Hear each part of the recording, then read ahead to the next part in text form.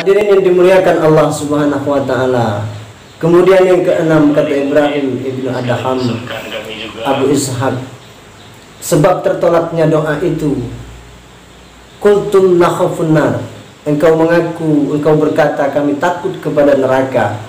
Qultum nakhafun nar, engkau mengaku engkau takut kepada neraka. Pak Ustadz, macam mana kami berani masuk neraka itu sementara terbakar oleh puntung rokok saja kami tak sanggup. Engkau mengaku engkau takut akan neraka.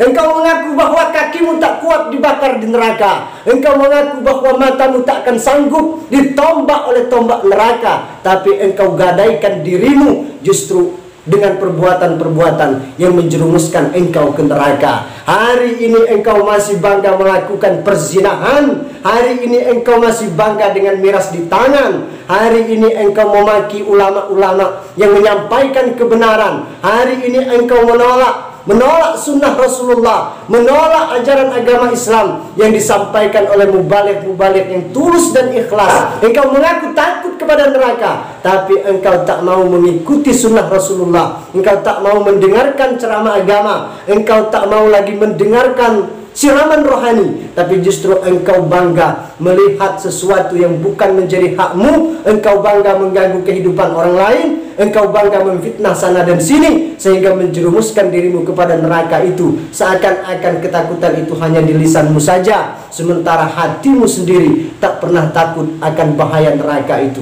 Oleh karena itu, kata Ibrahim ibni Adham, ini merupakan sebab, salah satu dari sebab-sebab tertolaknya doa. Kemudian faktor yang ketujuh menjadi sebab tertolaknya doa menurut Abu Ishaq, yakni arabtum innal mauta haqqun walam tasta'iddu lahu. Engkau mengaku, engkau tahu bahwasanya kematian itu adalah sesuatu yang pasti. Dahulu kita dilahirkan dalam keadaan bayi, tanpa terasa hari ini tubuh kita semakin menua. Dahulu kaki ini mampu, sanggup berjalan dalam waktu yang panjang, tapi hari ini kaki ini tak kuat lagi melangkah. Dahulu rambut dan janggutmu masih hitam, tapi hari ini sudah memutih sebagai tanda bahwa tak lama lagi maut akan menghampiri. Engkau tahu bahwa kematian itu pasti. Engkau tahu bahwa mati itu adalah hak, bahwa mati itu tak bisa ditolak. Apabila ia telah datang, maka tak bisa dimajukan walau sedetik pun, dan juga tak bisa dimundurkan walau sejenak pun. Tetapi walam tasta'iddu lahu, engkau tak pernah mempersiapkan dirimu untuk menghadapi kematian itu. Dunia ini hanyalah persinggahan saja. Dunia ini hanyalah tempat sementara, pulau singgah belaka. Pada akhirnya semua yang ada di dunia ini akan binasa dan kita akan dikembalikan kepada Allah Subhanahu wa taala. Kematian itu pasti. Kullu nafsin za'iqatul maut. Kullu nafsin za'iqatul maut. Setiap yang memiliki jiwa akan mati, tetapi kita tak pernah mempersiapkan diri kita untuk menghadapi kematian itu sendiri. Bukankah salah satu pesan Rasulullah sallallahu alaihi wasallam bahwa orang yang paling cerdas itu adalah orang yang paling banyak mengingat kematian. Dengan memperbanyak mengingat mati akan membuat halus perasaan dan jiwa kita, sehingga membuat kita bersiap-siap dalam menghadapi kematian itu. Istri yang cantik akan engkau tinggalkan. Tak ada pernah kisah seorang laki-laki suami membawa istri yang cantik dengan bobot 146 kg ke dalam kubur, tak ada. Mobil Karimun, mobil Agia, mobil sedan, mobil Fortune yang kau punya, pada masanya mobil itu akan ditinggalkan. Ia akan melapuk dengan seiring berjalannya waktu. Banyaknya harta yang kau kumpulkan pada akhirnya akan dibagi-bagikan, tapi kematian akan pasti datang. Tapi kebanyakan manusia justru dilalaikan dengan kematian ini. Mereka justru melakukan kesibukan-kesibukan yang membuat mereka lalai bahwasanya suatu ketika mereka akan dimatikan oleh Allah Subhanahu wa taala. Ketika kita mengetahui bahwa kematian itu adalah hak, tetapi kita tidak pernah mempersiapkan diri kita untuk menyambut kematian itu, lalai kita, maka ini menjadi salah satu wasilah sebab dari tertolaknya doa. Demikian kata Ibrahim ibn Adham. Hadirin para pecinta dakwah Islamiyah yang dimuliakan Allah Subhanahu wa taala.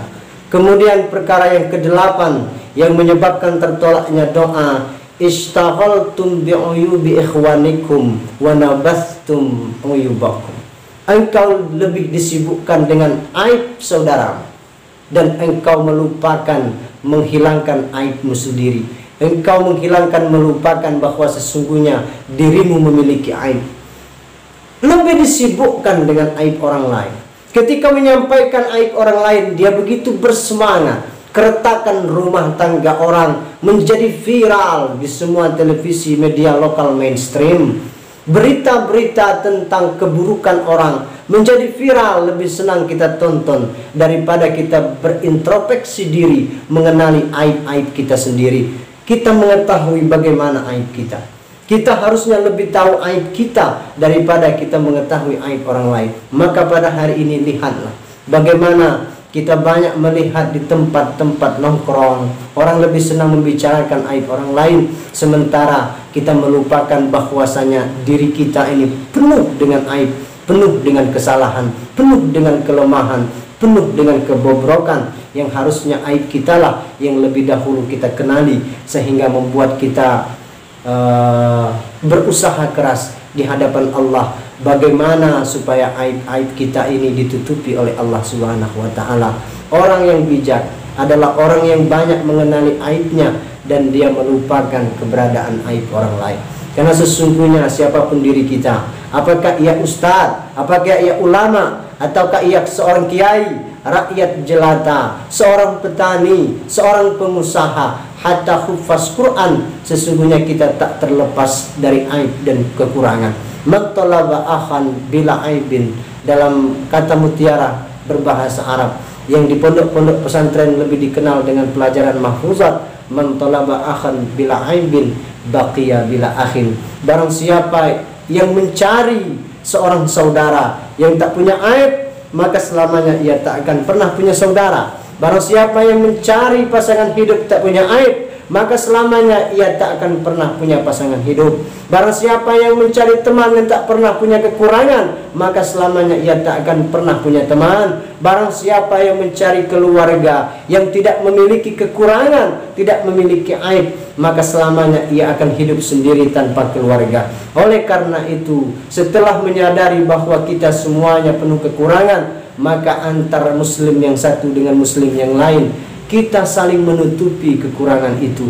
Man satara musliman satarahullahu fid dunya wal akhirah. Barang siapa yang menutupi aib seorang muslim, maka Allah akan menutupi aibnya di dunia dan di akhirat. Maka kalau kita mengaku bahwa kita punya aib, maka tak perlu kita disibukkan dengan aib orang lain. Apabila kita lebih disibukkan istaghaltum bi ayubi ikhwanikum, kita disibukkan dengan melihat aib dan celah orang lain, sementara kita melupakan aib kita sendiri, maka ini menjadikan salah satu sebab tertolaknya doa kita di hadapan Allah Subhanahu wa taala. Na'udzubillah tsumma na'udzubillah.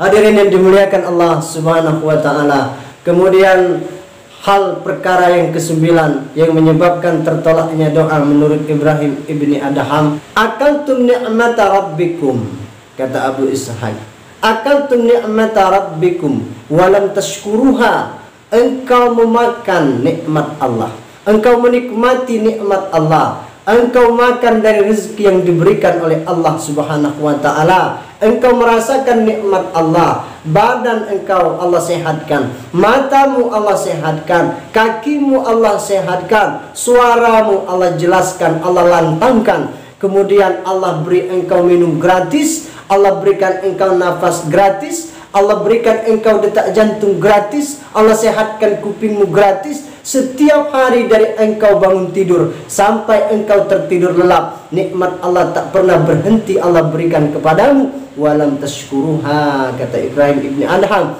tapi engkau tak pernah mensyukuri nikmat Allah itu. Hari-hari engkau isi dengan menggerutu, di pagi hari engkau bangun dengan muka yang masam, sehingga menampakkan seolah-olah engkau tak berterima kasih kepada Allah akan nikmat engkau masih bisa dibangunkan Allah di pagi hari. Maka sesungguhnya itu tanda-tanda dari orang-orang yang tak mensyukuri nikmat Allah Subhanahu wa taala. Engkau makan tapi engkau tak pernah berterima kasih kepada Allah. Salat yang engkau tegakkan masih terburu-buru saja. Zakat sedekah yang engkau keluarkan masih dengan berat hati saja. Maka sesungguhnya menahan rasa syukur ini, tidak bersyukur kepada Allah akan nikmat yang dianugerahkan kepadanya, maka menjadi sebab tertolaknya doa menurut Abu Ishaq. Kemudian yang terakhir, kata Abu Ishaq, dafantum mautakum, engkau menguburkan mayat saudaramu, walam ta'tabiru bihim, tapi engkau tak pernah mengambil hikmah, tak pernah mengambil pelajaran dari peristiwa itu. Setiap hari kita melihat bagaimana saudara-saudara kita meninggal dunia dengan segala keadaannya atas kehendak Allah. Bagaimana setiap hari terkadang kita menghantarkan jenazah saudara kita sampai ke kuburan. Bagaimana kita menyolatkan saudara-saudara kita, baik secara langsung maupun salat gaib. Di mana-mana saudara-saudara kita meninggal dunia dalam segala usia. Mereka ada yang dipanggil oleh Allah dalam keadaan masih muda, ada yang dipanggil oleh Allah dalam keadaan udah sepuh, ada yang dipanggil oleh Allah dalam keadaan yang baik, ada pula yang meninggal dunia dalam keadaan yang buruk, su'ul khatimah. Tapi kita tak pernah mengambil pelajaran, kita tak pernah mengambil hikmah dari kejadian-kejadian itu. Kita hanya mendampingi saudara-saudara kita, menguburkan mayat dari saudara-saudaranya. Kita hanya mendampingi orang menguburkan mayat setiap hari, tetapi kita tak pernah mengambil hikmah dan pelajaran bahwasanya suatu masa nanti, bahwasanya akan tiba saatnya diri kitalah yang akan dikuburkan di dalam liang yang sempit itu, bahwasanya diri kitalah yang nantinya akan diangkat di dalam keranda itu. Maka orang-orang yang tak mengambil hikmah dan pelajaran dari proses penguburan jenazah orang adalah salah satu sebab dari tertolaknya doa. Mudah-mudahan saudara-saudaraku, Allah Subhanahu wa ta'ala menghindarkan kita dari 10 perkara yang menyebabkan tertolaknya doa ini, dan mudah-mudahan Allah Subhanahu wa ta'ala memberkahi kehidupan kita semua. Allahumma salli ala sayyidina Muhammad. Barakallah. Wassalamualaikum warahmatullahi wabarakatuh.